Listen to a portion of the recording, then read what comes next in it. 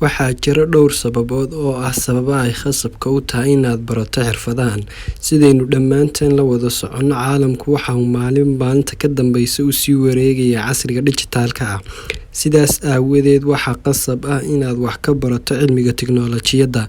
Haddaba maanta waxaan kula wadaagi doonaa 10 xirfadood oo ay tahay inaad barato sanadkan. Digital marketing waxa ay ka mid tahay xirfadaha loogu raadinta badan yahay xilligan aynu joogno. Shirkadaha waaweyn ayaa aad ugu baahan midaas oo ay ka caawinayso baradhigtooda inay dad aad u badan gaarsiiyaan iyaga oo u maraya social media sida Facebook, Instagram iyo website-yada. Waxyaabaha aad xirfadan ku baran doonto waxaa ka mid ah SEO, SEM, content marketing, social media marketing iyo sidoo kale email marketing. Sidoo kale qofka xirfadan barta waxa uu ku shaqeeyaa gudaha dalka Mareykanka $1,235 sanadkii. Waa laan soo jiidasho leh oo ka mid ah cilmiga tiknoolajiyadda. Xirfadan ayaa ah mid aad faa'iido u leh waqtigan la joogo, si ka badan sidii hore iyadoo ganacsigu dhex socdo internetka. Sidaas darteed, waxaa jira baahi weyn oo loo qabo khubarada amniga internetka, kuwaas oo ilaalin kara xogta dhijitaalka ah. Haddii aad dooneyso inaad barato xirfadan, waxaad u baahan tahay inaad aqoon u leedahay waxyaabahan soo socda sida operating system, computer network, iyo dhowr luuqadood oo ah luuqadaha programming-ka. Celceliska mushaharka sanadlaha ah ee uu qaato ninka Mareykanka ee xirfadan barta waa $7,824 sanadkii. Coding waa mid ka mid ah xirfadaha ugu muhiimsan ee aad u baahan tahay inaad yeelato. Haddii aad bilow u tahay coding, waa inaad ka bilowdaa aasaaska luqadda programming-ka sida Python iyo C++.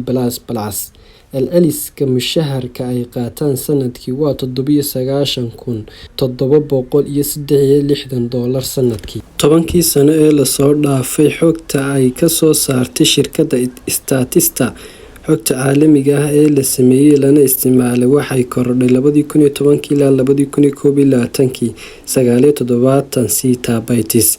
Si aad xirfadan u barato, waa inaad aqoon u leedahay mashiinka, algorithm, statistics iyo deep learning. Qofka barta xirfadan waxa uu qaataa $115,000 sanadkii gudaha dalka Mareykanka. Xirfadani waxay ka mid tahay xirfadaha ugu muhiimsan qarniga 21aad. Xirfadan waxa ay ka caawinaysaa inaad develop garaysid website-yada weliba hab casri ah. Waxyaabaha aad ku baran doonto xirfadan waxaa ka mid ah HTML, C++ iyo JavaScript.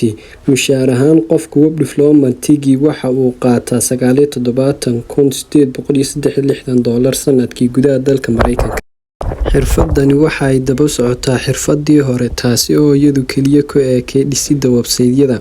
Xirfadani waa naqshadeynta website-kii aad soo develop garaysay si uu website-ku u soo jiito indhaha dadka. Sida ku cad website-ka Indeed, qofka UX designer-ka waxa uu mushaar ahaan u qaataa $89,334 sanadkii. Shaqooyinka software development-ga ayaa kor u sii kacaya, midaasi oo ay sabab u tahay baahida loo qabo samaynta software-rada iyo mobile apps-ka. Waxa kale oo jirta baahi weyn oo loo qabo in injineerada shabakadu ay bartaan codaynta si loo fududeeyo hawlaha gacanta. Celceliska mushaharka ay qaataan waa $90,000 sanadkii gudaha dalka Mareykanka. Project management ama maareynta mashruucyada. Waqtiyada qaar mashaariicda ayaan ku dhammaan waqtigoodii. Arrintaas darteed ayaa ay shirkadaha waaweyn ugu baahan yihiin dadyow aqoon sare u leh maareynta mashruucyada. Dadyowga xirfadan aqoonta u leh ayaa waxa ay awood u leeyihiin yareynta waqtiga iyo bixinta kharashka ku baxaya mashruuca.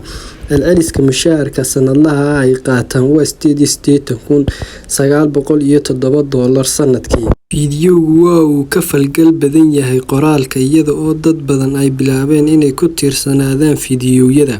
Xirfadan ayaa kaga shaqaysan kartaa gudaha dalka adiga oo ka caawinaya istuudiyooyada samaynta fiidiyo qurux badan. Decision making ama go'aan qaadashada. Xirfadan waxa ay ka mid tahay xirfadaha loo yaqaan soft skills. Xirfadan waxa lacag ah kuma qaadanaysid, balse shakhsiyadaada ayay kobcinaysaa.